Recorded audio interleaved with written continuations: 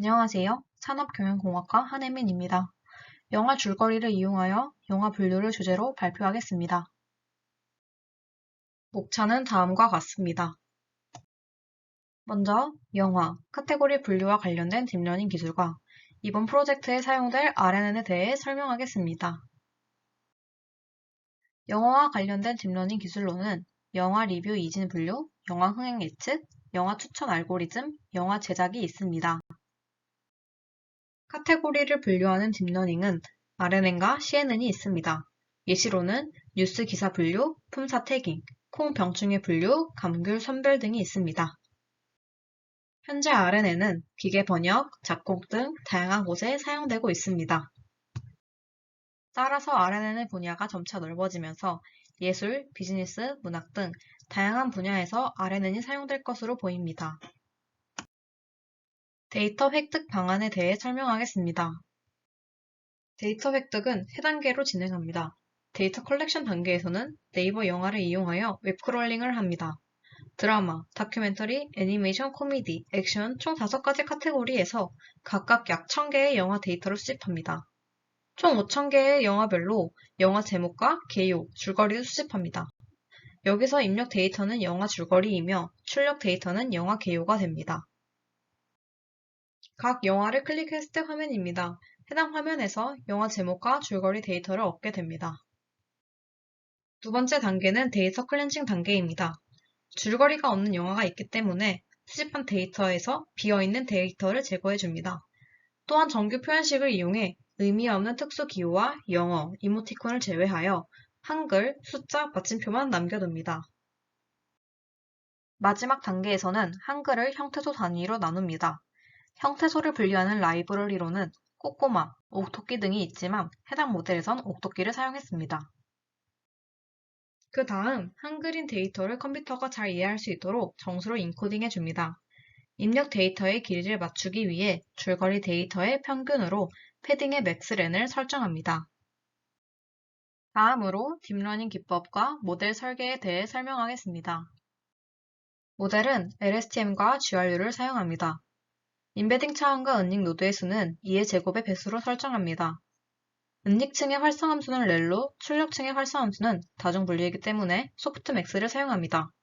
옵티마이저는 아담, 로스 펑션은 카테고리컬 크로스 엔트로피와 스펄스 카테고리컬 엔트로피를 고려합니다. 딥러닝 모형 개발 및 실험에 대해 설명하겠습니다. 데이터를 크롤링하기 위해 작성한 코드의 일부입니다. 클릭, 로그인 등 특정한 동작을 해야 정보를 얻을 수 있으므로 동적 페이지 크롤링이 가능한 셀레니움 라이브러리를 사용했습니다.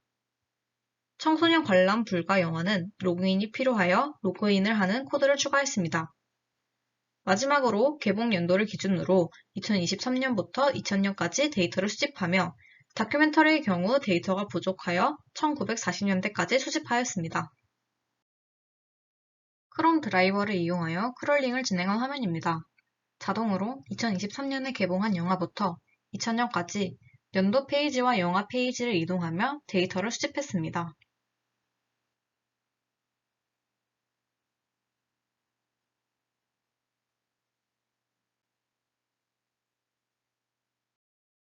수집한 데이터는 다음과 같습니다. 음절별로 나눠져 있으며 줄거리가 없는 것은 빈칸으로 되어 있습니다. 따라서 비어있는 데이터를 삭제하고 음절인 데이터를 띄어쓰기별로 합쳤습니다. 추후 토큰화를 하기 위해서는 띄어쓰기로 나눠져 있는 것보다 문장을 입력하는 것이 나을 것으로 판단되어 각 데이터를 문장으로 합쳤습니다. 모델은 토큰화, 입력 데이터의 정수 인코딩, 출력 데이터의 원활 인코딩, 입력 데이터 패딩, 모델 학습 순으로 구성되어 있습니다. 앞서 설명드린 것과 같이 옥토끼 라이브러리를 사용하여 토큰화를 진행했습니다. 입력 데이터의 정수 인코딩의 경우 입력 데이터에 쓰인 단어 집합의 개수를 제한했습니다. 단어 집합에 없는 단어의 경우 OOV 처리를 했습니다. 패딩의 경우 줄거리의 평균 길이인 80개로 맥스렌을 정해 패딩했습니다. 다음은 실험 결과 분석입니다. 은닉 노드를 중심으로 하이퍼 파라미터를 다양하게 바꿔 30개 정도 모델을 학습시켰습니다. 그중 테스트 어큐러시와 로스를 기준으로 최종 모델을 정했습니다. 최종 모델의 인베딩 차원은 128개, LSTM의 은닉 노드 개수는 64개, 덴스 레이어의 은닉 노드 개수는 128개입니다.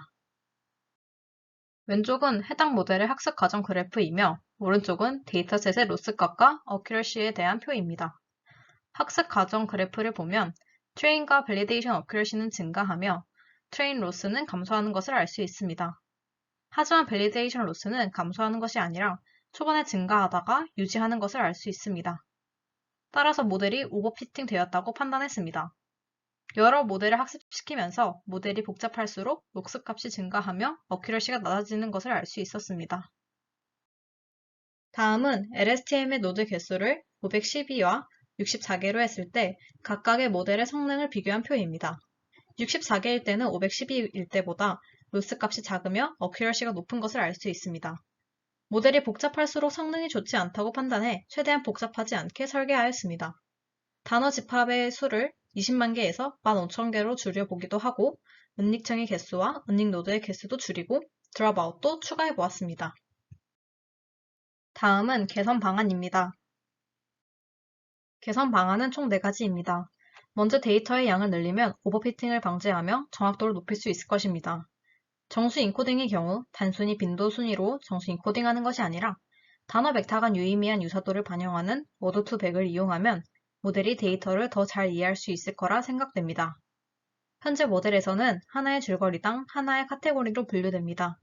하지만 어떤 영화는 드라마이기도 하면서 다큐멘터리이기도 합니다.